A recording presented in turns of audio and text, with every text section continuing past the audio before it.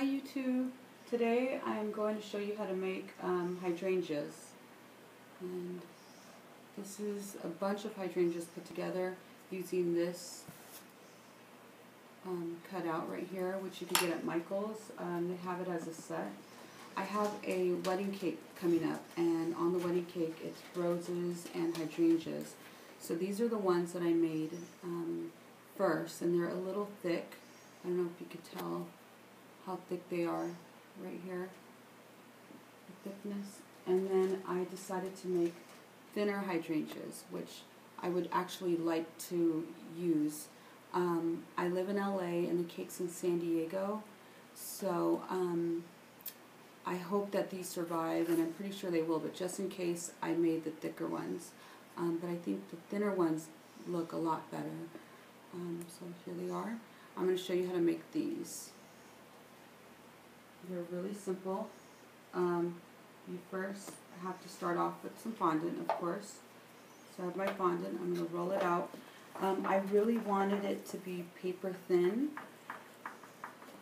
So thin, so they kind of mimic the actual hydrangeas. My girlfriend sent me a picture of her bouquet that she's going to have, and they're just really thin. And if you look at hydrangeas, they aren't thick at all. So that's really what I was going for the second time around. So I'm going to try to get this as thin as possible and kind of show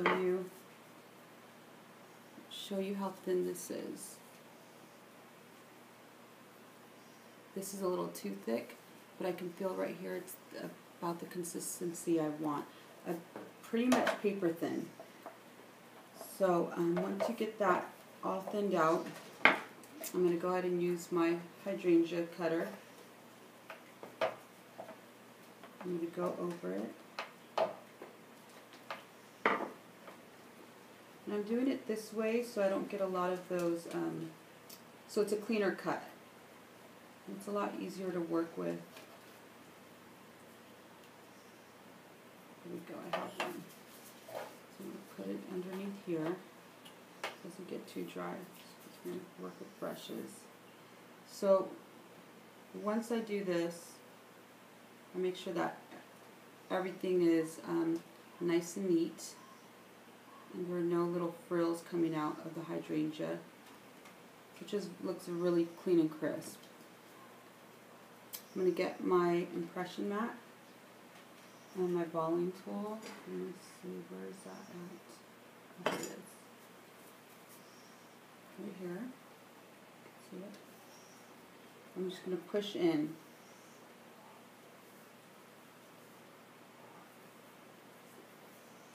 See how it gives it that lift? And that's all I want. So here it is.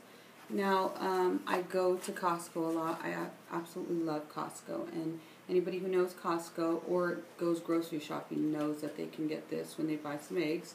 So this is what I use for the hydrangeas. Now, I made some yesterday, and I went ahead and dusted it with petal dust. Now I just need to dust the back part. I'm going to have you take a look at this. So I'm going to get my brush. And as you can see here, I have the different kinds of petal dust. Now I have 4 different petal dusts that I'm using. This is a luster dust, and this is just stuff that you could buy at Michael's. This I bought online. But I found that with all 4 colors, I was able to get the look that I wanted. So I'm going to dust it. And I don't really want to cover the whole thing. I want to leave some of the white showing. My girlfriend's bouquet is really pretty. It's green hydrangeas, and everybody knows how pretty those are. So I want to mimic that as closely as I can. Now I am going to show you how to make the stem. First, you are going to need some of this, the stem, which you can actually get at Michael's, I'm sure online too. So what I do is cut it into 4s with some pliers. So here we go, 1, 2, and then this is 4, that looks about right there. Now once I've done that, I am going to pull a little piece of fondant. You know hydrangeas have those little balls in the center, and that's what we're going to do now. This is a really easy way to do it. So you just have to make sure that you ball up a little ball like that. Okay, so what I'm going to do, I'm going to pull this in closer. Can you? Okay, yeah, I can see. And with my pliers, I'm just going to, I'm going to get the end. I'm just going to bend it like a hook. A little more. Like that. So it's a little hook, if you can see, right there. Now once I've done that, I'm going to get the ball that I've made, and I'm going to push that kind of in the hook, and then form it into a ball again. So just take your time. Right there. You can see. Right there. Now that's not the most perfect ball, but that's some, you know, you just kind of work it until you get it how you want to. Now here's some that I've already done. And then once I've you know done this, I'll get the petal dust that I want to dip it in, and I've been kind of mixing the greens when it comes to the little balls in the center.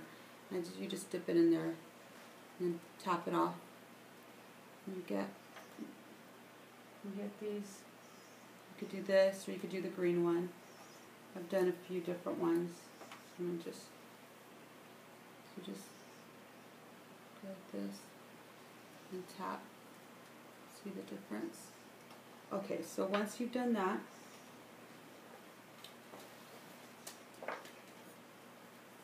and you need to let these dry. I let these dry for at least a day because they're so fragile. But I'm going to use this tool right here.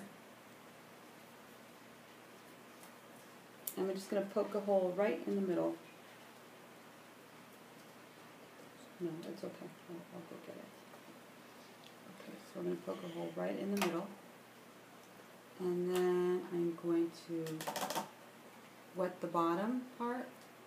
Oops, wet the bottom portion.